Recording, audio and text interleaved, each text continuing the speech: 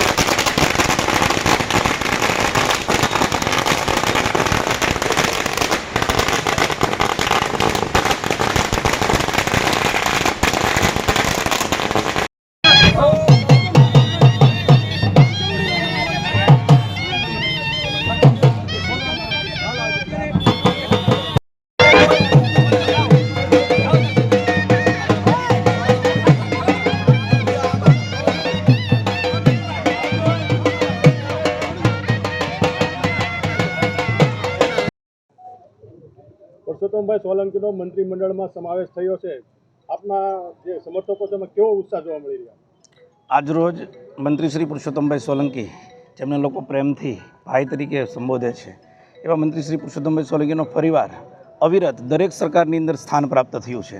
એનાથી અમારા વિસ્તારના આગેવાનો, સામાજિક આગેવાનો, કોળી સેનાની ટીમ અને દરેક કાર્યકર્તા મિત્રો અત્યારે સાહેબના કાર્યાલય નિવાસસ્થાન મીરાકુંજ બંગલે એકત્ર થઈ અને ફટાકડા ફોડી અને મોઢું મીઠું કરાવી અને ખૂબ ઉત્સાહપૂર્વક એમની ઉજવણી કરી છે. કારણ કે આ અવસર સોનામાં સુગંધ ભળે એવો અવસર અમારા માટે કહી શકાય. અને બીજું કે સાહેબની કામ કરવાની એક અલગ પહેલ છે. એનાથી લોકોના હૃદયમાં એમણે સારું એવું સ્થાન પ્રાપ્ત કર્યું છે. અને મંત્રીમંડળમાં દરેકમાં સમાવેશ થાય એમાં કોઈ શંકાને સ્થાન નથી. કારણ કે સાહેબનું જે કામ અને એવું જ એમનું નામ છે એટલે રમેશ માટે દરેક સરકારની અંદર એમણે સારું એવું સ્થાન પ્રાપ્ત કર્યું.